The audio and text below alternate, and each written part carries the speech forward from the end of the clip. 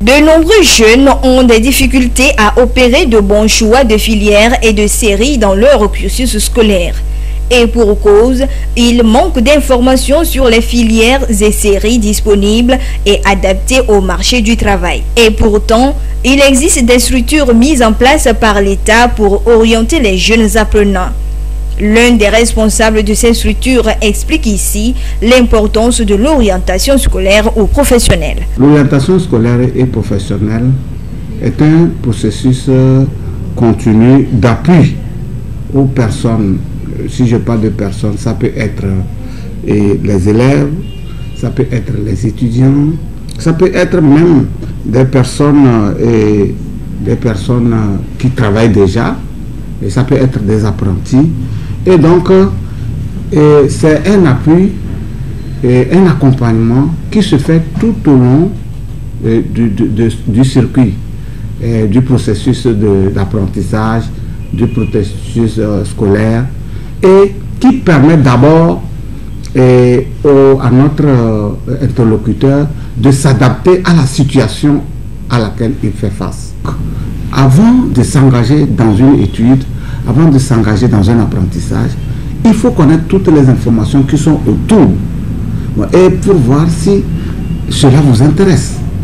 Et donc, nous les accompagnons, nous cherchons les informations, nous mettons à leur disposition et nous leur permettons d'opérer un bon choix.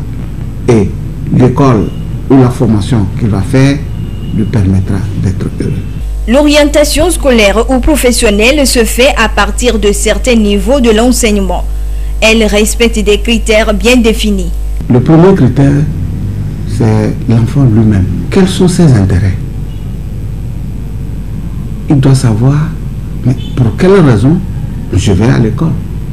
Pour quelle raison je vais apprendre tel métier? Pour quelle raison je vais à l'université? Ça, c'est la première, c'est important. Quelles sont mes capacités à faire ce que je vais faire? Lorsqu'on veut faire quelque chose, on doit être motivé pour pouvoir le réussir. Puisque un adage dit, vouloir, c'est pouvoir. Vous avez aussi les problèmes de moyens. Est-ce que mon parent a les moyens de pouvoir payer mon écolage, de payer les conditions qu'il faut remplir pour aller dans cette école? Lorsque l'enfant fait un choix, il faut aussi qu'il se réfère aux moyens qu'il a lui-même et aux moyens des parents. Le troisième élément, c'est que mon choix, le choix que je vais faire, le choix de métier que j'ai fait, le choix de la profession que je fais, est-ce que je peux trouver facilement du boulot? Est-ce que je peux m'insérer professionnellement? Aujourd'hui, tout le monde crie chômage, chômage. Les étudiants, les élèves sont partis s'agglutiner dans un domaine qui aujourd'hui ne demande pas beaucoup. Qu'est-ce que l'environnement économique de notre pays s'offre? Quelles sont les grandes orientations sociales et économiques de notre pays? Aujourd'hui, nous parlons du PND. Aujourd'hui, nous parlons de la feuille de route gouvernementale.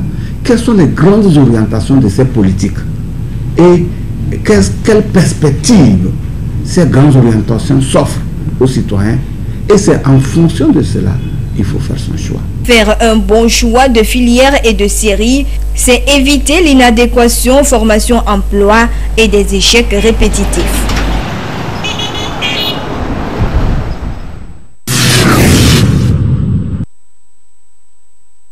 Le syndrome d'alcoolisation fœtale est une affection qui touche le cerveau ainsi que le système nerveux d'un enfant suite à la consommation d'alcool par la mère pendant la grossesse. Il représente l'une des premières causes de déficience mentale et d'inadaptation sociale dans le monde. Il en existe plusieurs formes, de la plus légère à la plus grave, la plus répandue étant la forme partielle. Les symptômes caractéristiques de ce dernier sont multiples, parmi lesquels des anomalies faciales, un retard de croissance chez l'enfant caractérisé par une petite taille ainsi qu'un poids inférieur à la moyenne et parfois une petite tête à la naissance. À ces symptômes également s'ajoutent des troubles du développement neurologique.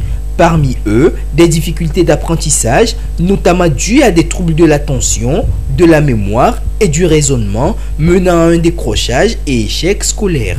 Chaque année dans le monde, ce sont plus de 120 000 enfants qui naissent malheureusement avec ce syndrome. Bien qu'il représente un véritable parcours de combattant pour les familles des enfants atteints et aussi un problème de santé publique, le syndrome d'alcoolisation fœtale est malheureusement méconnu de beaucoup. C'est donc dans le but de conscientiser l'opinion publique, notamment les femmes enceintes, et les amener à prévenir les troubles liés à la consommation d'alcool au cours de la grossesse, que la journée du 9 septembre a été retenue par la communauté internationale. Une journée de sensibilisation au risque de la maladie et à l'importance du dépistage. Il s'agirait également de faire savoir aux parents que la complexité de ces troubles réside spécifiquement dans le fait que les enfants, en souffrant pour la plupart, ne présentent pas de signes physiques distinctifs.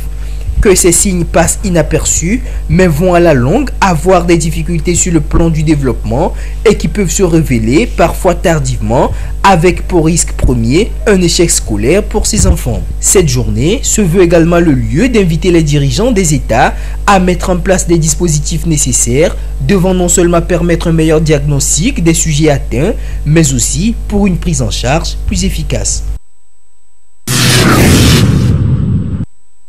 C'est lorsque le cœur devient défaillant. Le cœur est incapable de propulser du sang pour pouvoir distribuer aux autres organes. Il s'agit précisément d'une pathologie dénommée insuffisance cardiaque. Selon les spécialistes du domaine, c'est une complication de certaines maladies cardiovasculaires qui touchent les personnes sans distinction d'âge. Chez l'enfant, comme cause, nous avons ce qu'on appelle les cardiopathies congénitales. Ce sont des malformations qui touchent le cœur avec lesquelles l'enfant naît. Une fois que les malformations ne sont pas dépistées tôt ou ne sont pas traitées tôt, cela peut évoluer vers une insuffisance cardiaque.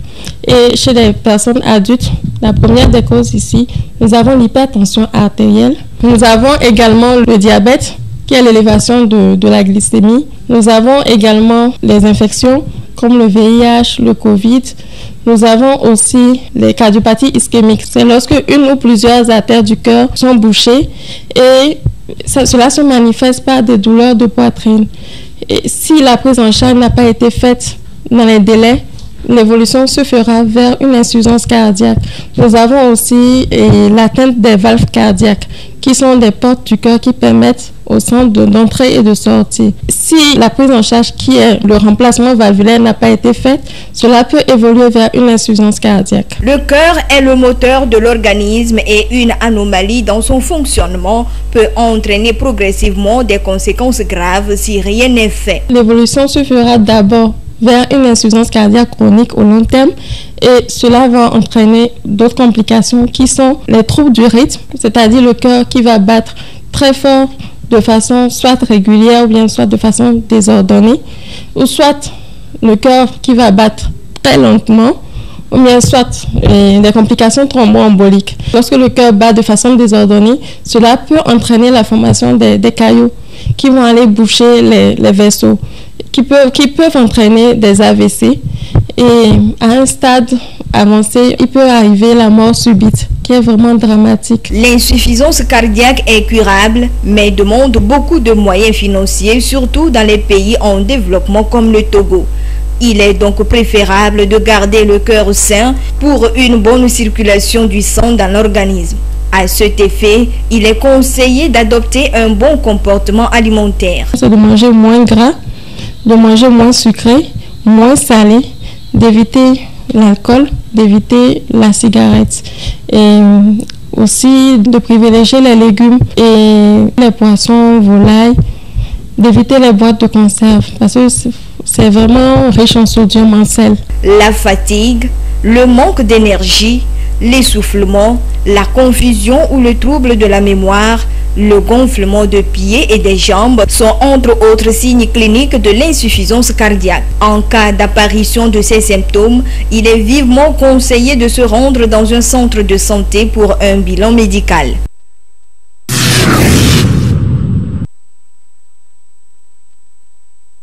Le rêve de tout individu de nos jours est de se réaliser, fonder une famille et mettre celle-ci à l'abri de toute intempérie. Dès lors, vient le besoin d'avoir un toit ou une habitation pour servir de protection et de cadre de vie.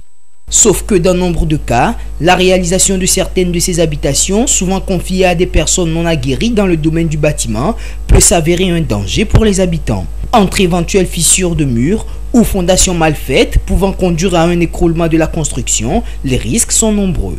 C'est donc pour éviter d'arriver à ces situations souvent désagréables qu'un personnage est plus qu'important. Lui, c'est l'architecte. Professionnel du bâtiment et de la construction, il définit avec assurance les fondements ou principes de base pour la bonne réalisation de l'ouvrage. Un architecte, c'est un professionnel formé pour pouvoir concevoir des plans, des projets d'architecture et pour suivre également leur exécution. L'architecte est, comme qui dirait, le chef d'orchestre. Les maçons, les ingénieurs et tous ceux qui travaillent dans le bâtiment en général, nous collaborons avec eux et nous orchestrons tout le mouvement, tout l'acte de bâtir tout autour du projet. Cependant, l'architecte dans la réalisation d'un ouvrage doit tenir compte d'un certain nombre de critères. Des critères qui, selon les spécialistes du domaine, détermineront la qualité ainsi que la durabilité de l'ouvrage. Chaque projet d'architecture, pour les bâtiments que nous sommes en train de construire, pour les projets dans la ville en général, il est important d'impliquer les architectes, les professionnels du bâtiment, qui déjà vont proposer d'abord, ne serait-ce que pour le paysage architectural, des bâtiments dignes de ce nom, et ensuite dans l'usage de la chose, des bâtiments de qualité. Donc on parle de l'esthétique, on parle de la fonctionnalité, on parle de la durabilité. En général, on parle de la qualité du bâtiment et de la qualité du bien-être de ceux qui l'utilisent. Même si depuis longtemps, s'offrir les services d'un architecte a été considéré comme un privilège réservé aux plus nantis, ce n'est plus le cas de nos jours, rassure ce professionnel de la construction. Ainsi donc, il convie chaque personne voulant assurer sa sécurité et celle de ses proches à toujours consulter un architecte avant tout travaux de construction. On dit que les services des architectes sont coûteux. Imaginez quelqu'un qui dépense, par exemple, je dis 200 millions pour construire un bâtiment.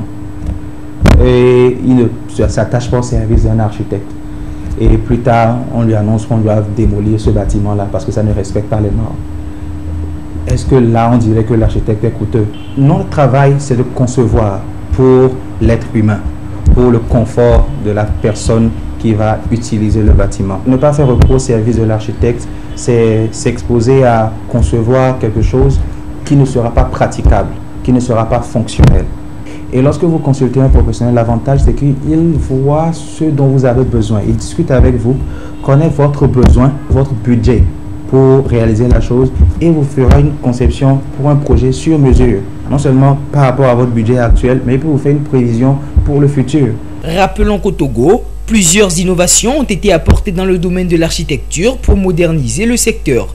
Une volonté des plus hautes autorités du pays visant à révolutionner le domaine et à en faire un levier de développement.